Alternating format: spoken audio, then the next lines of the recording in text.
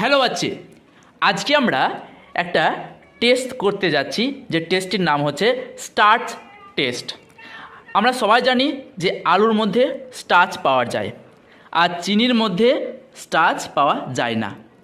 তো সেটিকে টেস্ট করার জন্য আমরা একটা সলিউশন ইউজ করছি যার নাম হচ্ছে প্রোভিডেন্ট আয়োডিন, যেটা বিশেষ করে আমরা কাটা ছেঁড়া যদি কেটে যায় বা ছিঁড়ে যায় সেক্ষেত্রে আমরা এটা ইউজ করি।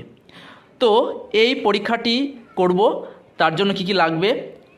তুমি স্টার্চ পাওয়া যায় যে কোনো খাদ্যবস্তু, আমি এখানে আলু নিয়েছি, আর এখানে চিনির মধ্যে আমরা জানি স্টার্চ পাওয়া যায় না। আর এই দুটোকে টেস্ট করার জন্য যেটা আমাদের লাগছে সেটা হচ্ছে প্রোভিডেন্ট আয়োডিন সলিউশন। তো চলো শুরু করি আমরা। আচ্ছা, আমি এই টেস্ট টিউবের মধ্যে কিছু আলুর টুকরো নিয়ে নেব, সেটা কুচি কুচি করে কেটে দেব। আর আরও একটি টেস্ট টিউব নিয়েছি, এই টেস্ট টিউবের মধ্যে আগে থেকে আমি জল, এর মধ্যে চিনি দিয়েছি, সে চিনিটা গুলে গেল।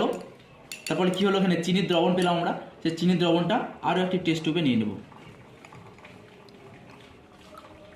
এরপর আমরা কি করব, এই দুটোর মধ্যে এই প্রোভিডেন্ট আয়োডিন সলিউশনটি দেব। তো আমরা এখানে চিনির দ্রবণ নিয়েছি, আর এটাতে আমি নিয়েছি আলু কুচি কুচি করে কেটেছি, হ্যাঁ, জলের মধ্যে। এবার এর মধ্যে আমি আয়োডিন সলিউশন দিতে যাচ্ছি।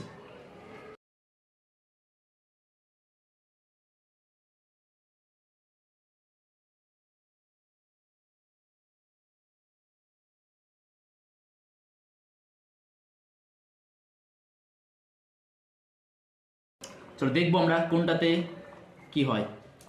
আচ্ছা, এবার স্যার কি বুঝবো যে কোনটাতে স্টার্চ আছে কোনটাতে নেই?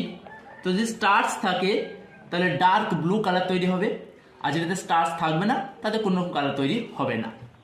একটু ওয়েট করবো আমরা, একটু ওয়েট করলে বুঝতে পারবো কি হয়। এটা একটু নেড়ে দিলাম।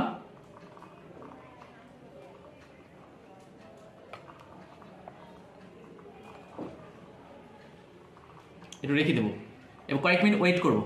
দেখো, দেখতে পাচ্ছ এই দুটি দ্রবণ দেওয়ার পরে কিছুক্ষণ পরে দেখছি আমরা এখানে একটা নীল কালার তৈরি হয়েছে না, এটা ডার্ক ব্লু কালার তৈরি হচ্ছে ধীরে ধীরে। দেখো, আর এটাতে মধ্যে কোনো রকম কালার চেঞ্জ হয়নি কিন্তু।